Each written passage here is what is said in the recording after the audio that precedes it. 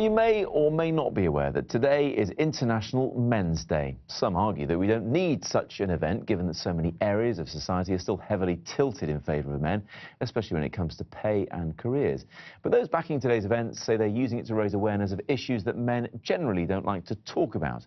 And one of those is suicide. Let's speak to Martin Daubney, who's a columnist for The Telegraph and a high-profile backer of International Men's Day. And you're a man, Martin. Yeah, last time I checked. What is the point of all this? Because many people say, well, in a world of inequality, most days are men's days, if not all of them. Yeah, I mean, it's a concept that's routinely mocked. Indeed, you know, Jess Phillips, the Labour MP, did so at the Backbench Business Committee 2 weeks ago when Philip Davies tabled the motion that we should have a debate on International Men's Day in Commons, which was today, and that did happen. And it's quite simply, there are specific issues that affect men in much more tragic ways than women.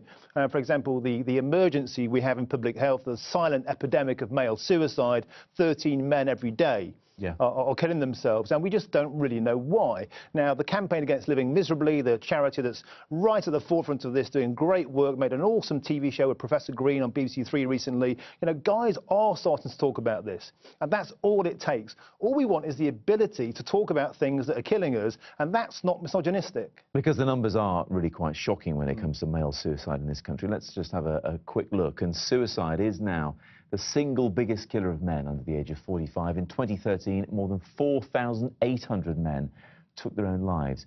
In 2013, 4,800 men committed suicide as well. And men are 3 times more likely to commit suicide than women. Nearly half of all men aged 18 to 45 say they've considered ending their own lives. And the problem is getting worse. The suicide rate in men is now at its highest level since 1981. It does beg the question, why not just call it this year International Suicide Awareness Day or something like that, so you wouldn't get people having a pop at you? Well, because it's not just about suicide. I mean, to get this debate away today, we had to peg it on suicide because it's something that couldn't be laughed out of Parliament, OK? But there are other things. Domestic violence, the Mankind Initiative is a charity that's having its funding closed down in January. It's an outrage.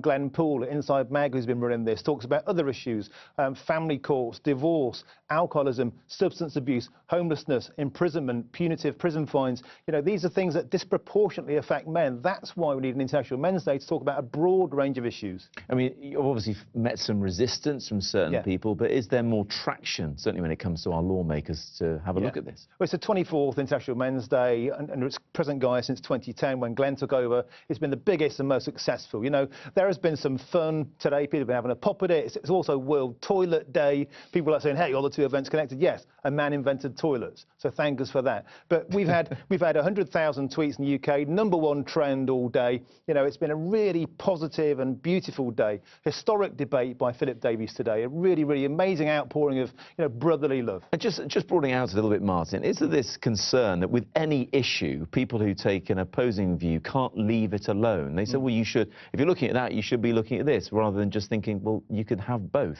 Yeah, and I think we can get bogged down sometimes with this kind of Me Tooism. Well, you've got Women's Day, so let's us have Men's Day. And you know, that did happen in the start of this debate, and so it was perceived as being somehow anti-woman that were being pro-man. But you can't tell me that male suicide isn't something that affects women as well. You know, I've put my friends in the ground who've got 3 daughters and a wife. It affects everybody. That's why we need to talk about it on days like this.